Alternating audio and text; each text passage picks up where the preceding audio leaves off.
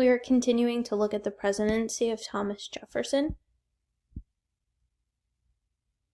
We know that in the election of 1800s, Jefferson is going to beat John Adams, and it's the first election in which we have a transfer of power from one group to another. George Washington, our first president, and John Adams, our second president, are both Federalists. And when Jefferson is elected as our third president of the United States, he becomes our first Democratic Republican president. So this is the first time we see a peaceful transition of parties. Early accomplishments of Thomas Jefferson include things like allowing the Alien and Sedition Acts to expire. We discussed the Sedition Act in class, how it was illegal to say anything mean or false against the president or the government. We also looked closely at the Alien Act, which gave the president the power to deport foreigners. Thomas Jefferson is going to cut all internal taxes, and lastly, he's going to get money through the sale of Western lands, which will help to reduce the national debt. Today we're going to focus on the Barbary Wars and some of the other defining moments of Thomas Jefferson's presidency. The leading powers of Europe, instead of fighting the Barbary pirates of North Africa, found it easier to pay them tribute to let their ships be. The Barbary pirates had started attacking U.S. vessels during the American Revolution. President Washington and President Adams had followed the European practice and also paid tribute or money to the pirates to allow American ships to sail unharmed. Although the U.S. was paying tributes to the Barbary pirates, they were never really satisfied with what was paid to them and started to demand even more. American ships were eventually seized by the Barbary pirates and U.S. captives were taken. President Jefferson decided to put an end to paying tributes to the Barbary pirates, and he's going to order a U.S. naval fleet to attack the pirates. By 1805, the pirates have had enough. They're eager to end the war, and so they agree to release the American prisoners and stop attacking and capturing American ships. Next, let's look at Marbury versus Madison.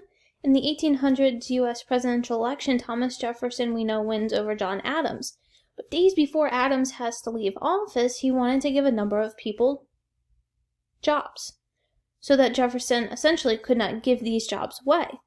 The United States Senate approved his picks or nominations, and Justice John Marshall, who was then Adams' Secretary of State, had a number of these notices sent out. One that did not make it out before midnight was to William Marbury. When Jefferson took office, he ordered his Secretary of State, James Madison, to cancel the ones that had not been delivered. So then Marbury sued Madison because Marbury wanted his job as Justice of the Peace in the District of Columbia. In very simple terms, folks, Marbury versus Madison is important because it was the first time a law of Congress was ever declared unconstitutional or in conflict with the Constitution. If the Constitution is the law of the land and something is in conflict with the law of the land, then that something is illegal. The next accomplishment of Thomas Jefferson's presidency is the Louisiana Purchase. That territory was once owned by France, and we looked at how eventually the port of New Orleans is going to become significant for trade and getting items from the west to the east and overseas. Jefferson is not sure if this act is constitutional, and he's going to end up using his treaty-making power to obtain the land.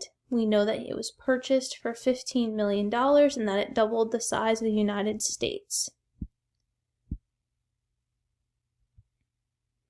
In January of 1803, even before the United States had bought Louisiana, Jefferson is going to try and convince Congress to spend $2,500 on a Western expedition. An expedition is a long and carefully organized journey. Jefferson chose Army Captain Meriwether Lewis to lead the exploration, and then Lewis is going to choose William Clark, who's an Army officer, as his co-leader. The men are ordered to report back on the geography, plants, animals, and other natural features of the region. The expedition also had other goals. Jefferson wanted to find a northwest passage or water route to the Pacific Ocean. He also wanted Lewis and Clark to make contact with Native Americans who lived in the Louisiana Territory. In the spring of 1804, Lewis and Clark left St. Louis and headed up the Missouri River. Their 3 boats carried tons of supplies and about 40 men. Over the next few days, we're going to look more closely at Lewis and Clark's expedition and, in general, the move out west.